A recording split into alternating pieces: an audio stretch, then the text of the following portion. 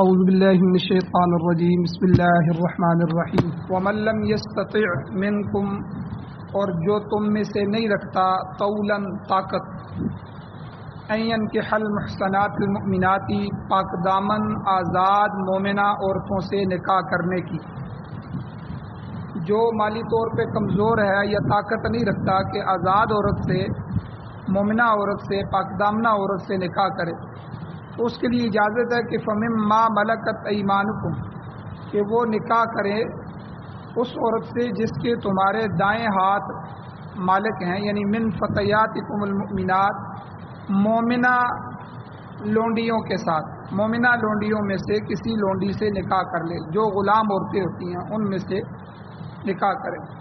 واللہ اعلم بایمانکم، اور اللہ تعالیٰ تمہارے ایمانوں کو بہت اچھی طرح جانتے ہیں۔ بعضکم من بعض، تم میں سے بعض میں سے ہیں۔ فانکحوہن، پس تم ان سے نکاح کرو، ان عورتوں سے، باذن اہلہن، ان کے مالکوں کی اجازت کے ساتھ، کیونکہ وہ لونڈی کسی مرد کی مالک ہوگی، اور لونڈی ہوگی، مالک اس کا کوئی اور ہوگا، اس کی اجازت سے ان سے نکاح کرو۔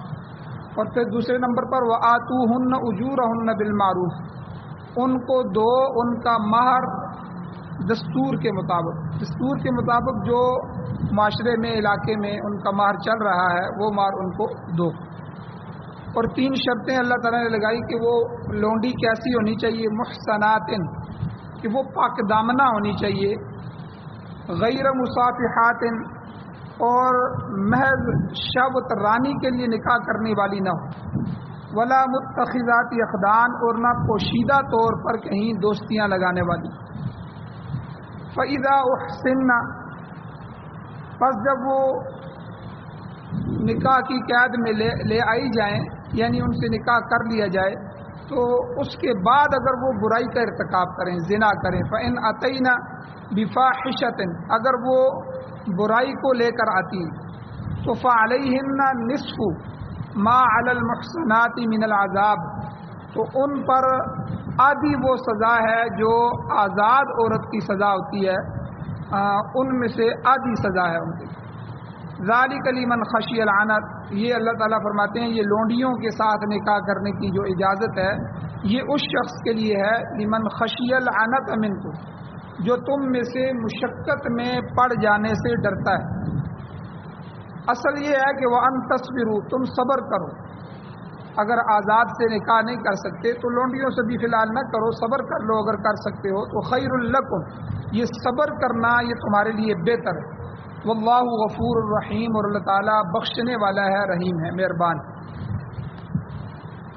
سورۃ النساء کی آیت نمبر 25 آپ کے سامنے تلاوت ہوئی ہے، آپ نے اس کا ترجمہ سنا ہے۔ اس آیت کا ایک درس کل گزر چکا ہے جس میں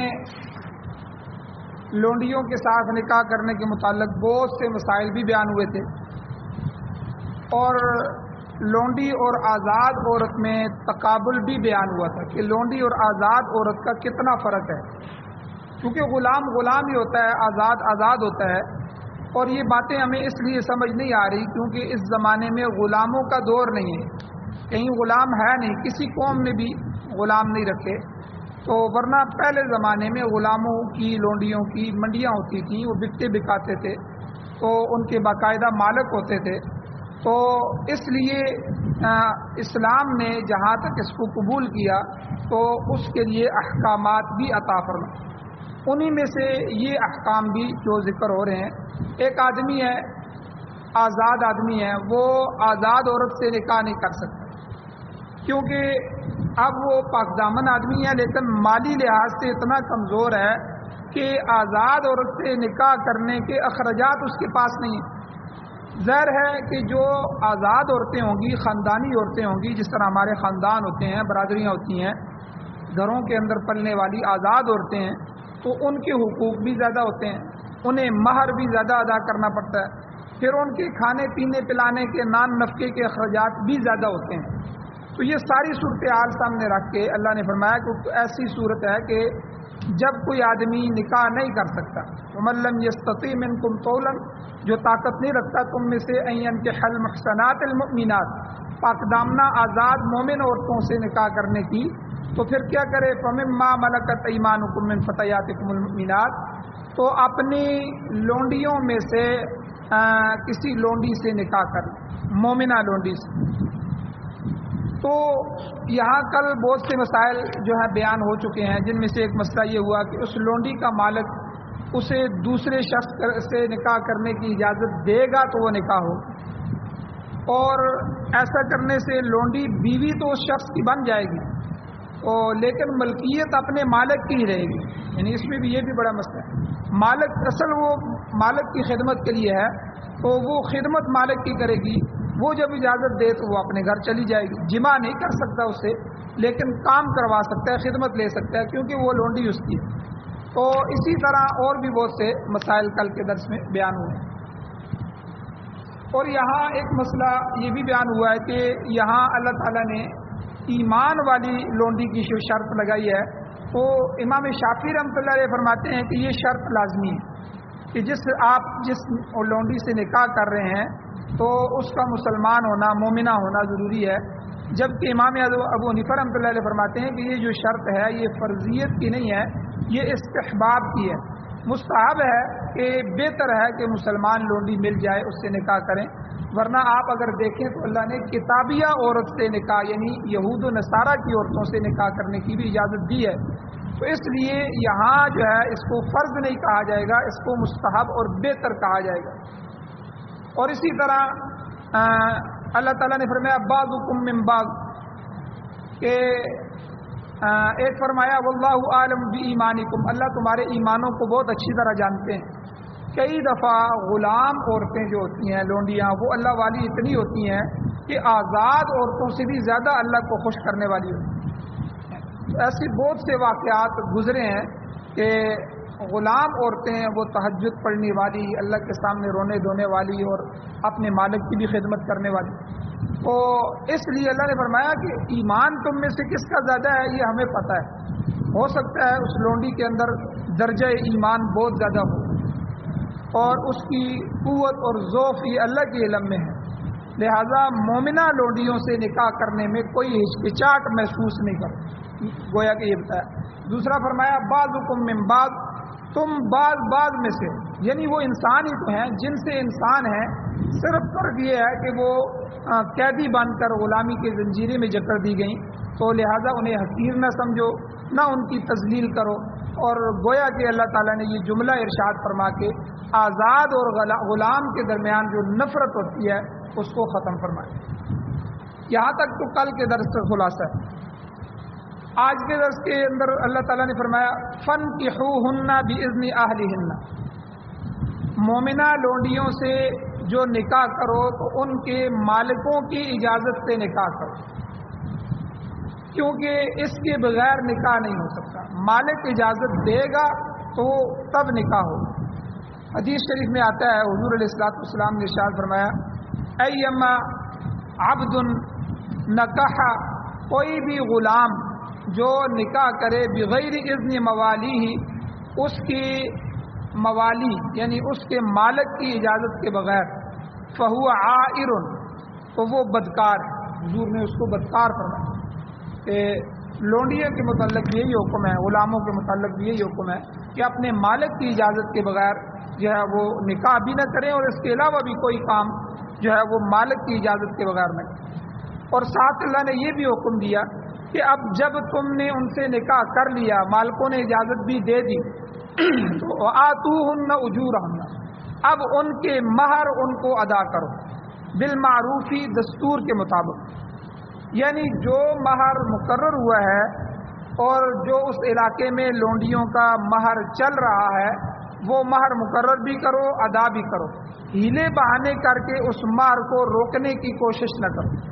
جس طرح آزاد عورت کے بارے میں پیچھے گزرا ہے کہ بھئی جب تم عورتوں سے نکاح کر رہے ہو اور مہر لکھ رہے ہو تو تم نے ڈھیر مہر بھی ان کو دے دیا، تو اب اس میں سے جو ہے کسی کو کسی مہر کے روکنے کی اجازت نہیں. وہ عورت کا حق ہے، اس لیے وہ اس کو اس کا حق ادا کیا جائے اور اس کو پہنچایا جائے. اور البتہ یہاں ایک مسئلہ یہ بھی سمجھ لیں کہ اس کا جو مہر ہوگا، اس مہر کا مالک کون ہوگا، وہ لونڈی ہوگی یا لونڈی کا آقا اور مالک ہوگا؟ تو شریعت نے یہ مسئلہ بھی بتا دیا، اس مہر کا مالک لونڈی کا مالک ہوگا، کیونکہ لونڈی جو ہوتی ہے غلام عورت، وہ خود کسی چیز کی مالکہ نہیں ہوتی، اس لیے مہر کا ادا کرنا تو ضروری ہے، لیکن وہ مہر جائے گا مالک کے ہاتھ۔ اور اسی طرح آگے اللہ تعالیٰ نے فرمایا کہ جن لونڈیوں کے ساتھ تم نکاح کرنا چاہ رہے ہو ان میں 3 شرائط بھی ہونی چاہیے۔ 3 شرطیں اللہ نے بیان فرمائی کہ وہ لونڈیاں کیسی ہوں۔ ایک فرمایا محصناتن، کہ وہ قید نکاح میں آنے والی، آپ کے نکاح میں آئیں اور پاک دامنہ ہوں، ان کا دامن پاک ہو۔ اور دوسرا غیر مصافحات، صرف محض شہوت رانی کے لیے وہ نکاح نہ کر رہی ہوں بلکہ اپنی عزت اور ناموس کی حفاظت کی خاطر نکاح پر آمادہ ہو۔ اور تیسرا اللہ نے فرمایا ولا متخذات اخدان، اور نہ وہ پوشیدہ طور پر دوستی کی خواہشمند، پوشیدگی کے ساتھ چھپ چھپا کے غیروں سے تعلق قائم کرنا یہ اچھی عورتوں کی اور پاک دامنہ عورتوں کی نشانی نہیں، تو اس لیے وہ پوشیدہ طور پر بھی دوستیاں لگانے والی نہ ہو۔ تو مطلب یہی ہو گیا کہ نکاح کا اعلان جو ہے اس کا انعقاد جو ہوگا، نکاح جو منعقد ہوگا وہ علی الاعلان ہوگا، اور اس معاملے کا، اس کے نکاح کا چرچا ہونا چاہیے، اس کو مشہور شہرت ملنی چاہیے کہ فلاں آدمی کی لونڈی ہے، فلاں لونڈی ہے، اور اس کا نکاح فلاں آزاد شخص کے ساتھ ہو رہا ہے۔ اور اسی لیے نکاح کا جو عقد ہوتا ہے اس میں شرعی گواہوں کا ہونا بھی ضروری ہے، تاکہ کوئی عنصر، کوئی پہلو پوشیدہ نہ رہے، کیونکہ ایسے کام چوری چھپے کرنا یہ اچھے نہیں ہوتے، یہ بد اخلاقی تصور ہوتے ہیں۔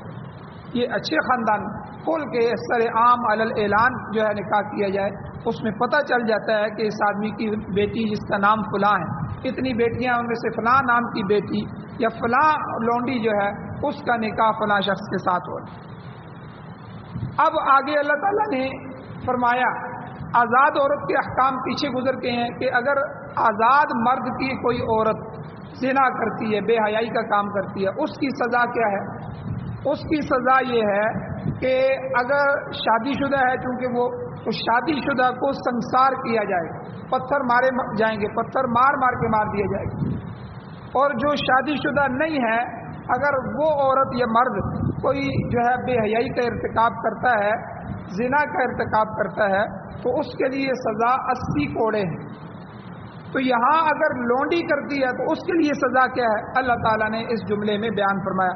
اللہ کہتے ہیں اب فَإِذَا أُحْسِنَّ، جب وہ قید نکاح میں لائی جائیں، نکاح ہو گیا، جب کوئی لونڈی کسی شخص کی بیوی بن گئی اور اس کے تمام متعلقہ جو حقوق ہیں، شرعی حقوق، وہ بھی ثابت ہو گئے، اب اس کے بعد فَإِنْ أَتَيْنَ بِفَاحِشَةٍ، وہ بے حیائی کا ارتکاب کر بیٹھیں، وہ بے حیائی کریں، تو ان کی سزا کیا ہے؟ اللہ کہتے ہیں فَعَلَيْهِنَّ نِصْفُ مَا عَلَى الْمُحْصَنَاتِ مِنَ الْعَذَابِ، تو پھر ان پر آزاد عورتوں کی نسبت آدھی سزا ہو، یعنی جتنی سزا آزاد عورت کے بے حیائی کے ارتکاب پر اسے مل رہی ہے، اس سے آدھی جو ہے وہ غلام عورت کو ملے گی، لونڈی کو ملے گی، کیونکہ جس طرح غلام اور لونڈی کے حقوق آزاد کے مقابلے میں کم ہوتے ہیں، اسی طرح کسی گناہ اور جرم کے ارتکاب پر ان کی سزا بھی نصف ہے، سزا بھی آدھی ہے۔ اب بدکاری کی صورت میں، زنا کی صورت میں غلام یا لونڈی کو رجم کی سزا جو ہے امام صاحب فرماتے ہیں وہ نہیں دی جائے گی، رجم نہیں کیا جائے گی، کیونکہ رجم کا نصف نہیں ہو سکتا، کسی کو پتھر مار مار کے مارا جائے، رجم کیا جائے، اس کا آدھا کیا کریں گے؟ یہ آدھا نہیں ہو سکتا، تو لہذا رجم کی سزا نہیں ہوگی۔ البتہ شادی شدہ اور غیر شادی شدہ دونوں کے لیے 100 کوڑے جو ہیں، ان 100 میں سے 50 کوڑے ان کو سزا دی جائے گی، اور اس کے ساتھ ساتھ 1 سال کی جو جلاوطنی ہے اس کی جگہ آدھا، یعنی 6 مہینے کی ان کو جلاوطنی جو ہے شہر بدری، شہر سے بدر کر دیا جائے، نکال دیا جائے، یہ کافی ہو جائے۔ ترمذی شریف کی حدیث موجود ہے، روایت میں آتا ہے حضور علیہ السلام نے فرمایا کہ اگر کسی کی کوئی لونڈی برائی کا ارتکاب کر بیٹھے تو اس پر حد جاری کرو، لیکن اس کو ملامت نہ کرو، ملامت کسی کو نہیں کرو۔ البتہ امام ابو حنیفہ رحمۃ اللہ علیہ کے نزدیک 6 ماہ کی جو جلاوطنی ہے یہ حد کا جز نہیں ہے، جو حد ہے شریعت کی سزا ہے اس کا جز نہیں ہے، جبکہ امام شافعی رحمۃ اللہ علیہ اسے حد ہی کا ایک حصہ قرار دیتے ہیں اور کوڑوں کی سزا کے ساتھ ساتھ جلاوطنی بھی ضروری سمجھتے ہیں۔ امام ابو حنیفہ رحمۃ اللہ علیہ یہ بھی فرماتے ہیں کہ حد جاری کرنے کے لیے لونڈی کا مومنہ ہونا بھی ضروری ہے، وہ لونڈی وہ غلام عورت جو جس سے نکاح کیا وہ مومنہ بھی ہو، کیونکہ یہ جو شریعت کے احکام ہیں یہ مشرکین اور کافروں پر نہیں چلتے۔ من اشرک باللہ فلیس بمحسن، جس نے اللہ کے ساتھ شرک کیا وہ محسن نہیں ہو سکتا۔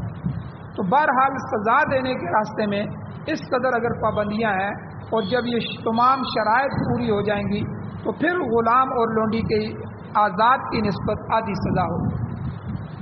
اب آخری اللہ تعالیٰ نے یہ جو اجازت دی ہے اس اجازت کو مشروط فرمایا ہے، لونڈیوں کے ساتھ نکاح کرنا اجازت تو دے دی ہے لیکن اس کو پسند نہیں فرمایا، اس لیے اس کو مشروط فرمایا کہ لونڈی کے ساتھ نکاح کی اجازت صرف اس شخص کے لیے ہے کہ اللہ فرماتے ہیں ذالک، یہ جو نکاح کرنا ہے لونڈیوں کے ساتھ، یہ جو میں اجازت دے رہا ہوں یہ لمن اس شخص کے لیے ہے خشی العنت منکم، جو تم میں سے مشقت میں پڑنے سے ڈرتا ہے۔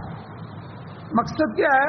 یعنی جو شخص مجبور ہو گیا ہے، مالی حالت جو ہے وہ آزاد عورت کے ساتھ نکاح کرنے کی اجازت نہیں دیتی، مال ہے ہی نہیں، غربت ہے، اور نفسانی خواہشات دوسری طرف وہ بڑھ رہی ہیں اور نفسانی خواہشات جو ہیں وہ گناہ اور برائی پر آمادہ کر رہی ہیں، ابھار رہی ہیں، یہ صورتحال ہے اور اسے خوف ہے کہ کہیں گناہ میں ملوث نہ ہو جائے، تو ایسی صورت میں انتہائی مجبوری میں لونڈی کے ساتھ نکاح کی اجازت۔ آگے اللہ فرما رہے ہیں وَأَن تَصْبِرُوا، اگر تم سخت ضرورت کے باوجود بھی صبر کر لو تو خیر لکم، یہ صبر کرنا تمہارے حق میں بہتر ہے، کیونکہ جیسے پہلے بھی بیان ہو چکا ہے کہ لونڈی کے ساتھ نکاح کرنے میں کئی طرح کی پریشانیاں بھی لاحق ہوں گی کہ وہ لونڈی مالک کی ہی رہے گی اور مالک اگر 2 دن بھی اسے اپنی خدمت کے لیے روک لیتا ہے تو وہ اس کے گھر میں رکی رہے گی، ٹھیک ہے، اور جو مہر آپ اس کو دے رہے ہیں وہ لونڈی کو نہیں مل رہا،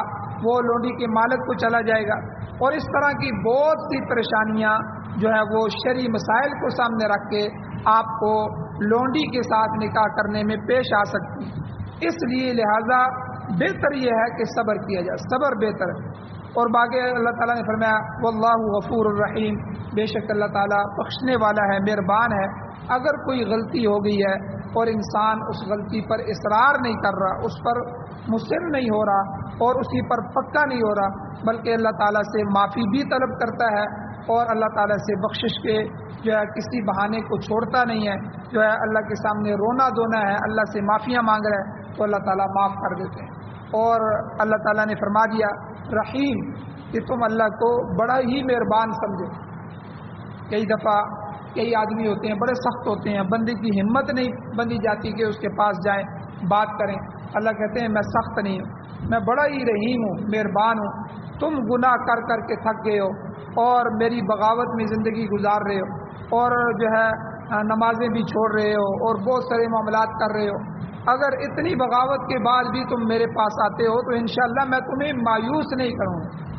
یعنی اللہ تعالیٰ اس آدمی کو مایوس نہیں کرتے، اللہ رحیم ہے، غفور الرحیم، دونوں جملوں کو ایک جگہ ذکر کیا، بخشنے والا ہے، مہربان بھی ہے، لیکن ہے کوئی اللہ سے معافی مانگنے والا۔ ہمارا آگے بڑھنا شرط ہے، ہم ایک قدم آگے بڑھائیں گے تب اللہ تعالیٰ اگلا فیصلہ فرمائیں۔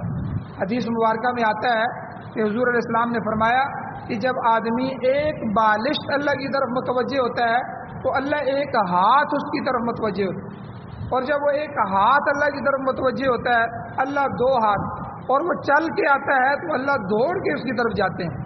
تو آپ اندازہ لگائیں گناہگار کے لیے اللہ تعالیٰ کس طرح انتظار میں بیٹھے ہوئے ہیں کہ میرا گناہگار بندہ کسی وقت بھی معافی مانگنے کے لیے آ جائے اور میرے دروازوں کو وہ بند نہیں پائے اور میری ذات سے وہ مایوس نہیں ہوگا۔ اتنی بڑی رحیم و کریم ذات جو ہے وہ ہمیں کہہ رہی ہے کہ لوگوں باز آ جاؤ، اپنی زندگی کو بدل لو، انقلاب پیدا کرو اور اللہ تعالیٰ کے در کے اوپر آ جاؤ، اپنے گناہوں سے معافیاں مانگ لو، اللہ کے سامنے جھک لو، اللہ کو راضی کر لو۔ انشاءاللہ اگر تم اللہ کے دروازے پہ آ گئے تو اللہ تعالیٰ کے دروازوں کو بند بھی نہیں پاؤ گے اور اللہ کی ذات سے مایوس بھی نہیں ہوگے، اللہ تعالیٰ بخشنے میں دیر نہیں لگائے۔ تو یہاں اللہ تعالیٰ نے فرما دیا کہ اللہ معاف بھی فرمانے والا ہے اور اللہ تعالیٰ بڑا ہی مہربان بھی ہے۔ اللہ تعالیٰ سے دعا ہے اللہ ہمیں عمل کی توفیق عطا فرمائے۔ آمین۔ الحمدللہ رب العالمین والعاقبۃ للمتقین والصلاۃ والسلام علی رسولہ نبی الامی الکریم۔ یا اللہ ہماری کمیوں کو تنہیوں کو معاف فرمائیے، درگزر فرمائیے، صغیرہ کبیرہ گناہوں کو معاف فرمائیے۔ یا اللہ اس پریشان حال امت کی مدد فرمائیے۔ یا اللہ ہم پر رحم فرمائیے۔ یا اللہ جتنے بھی گناہ کرتے ہیں، کر رہے ہیں، یا اللہ ان سب گناہوں سے معافی عطا فرمائیے۔ یا اللہ ہمیں توبہ کی توفیق نصیب فرمائیے۔ یا اللہ اپنی ذات سے ڈرنے کی توفیق عطا فرمائیے، محبت نصیب فرمائیے۔ یا اللہ قرآن و سنت کو پڑھنے، پڑھانے، عمل کرنے اور اس کی آگے اشاعت کرنے، اس کو پھیلانے کی توفیق عطا فرمائیے۔ یا اللہ قرآن و سنت کی بالادستی نصیب فرمائیے، اس کا غلبہ نصیب فرمائیے پاکستان سمیت پوری دنیا میں۔ یا اللہ قرآن و سنت کا نظام ہمیں نصیب فرمائیے۔ یا اللہ امارت اسلامیہ شریعہ خلافت راشدہ کا قیام نصیب فرمائیے۔ یا اللہ جو بیمار ہیں، اسپتالوں میں ہیں یا گھروں میں ہیں، یا اللہ ان سب کو شفائے کاملہ عاجلہ مستمرہ دائمہ نصیب فرمائیے۔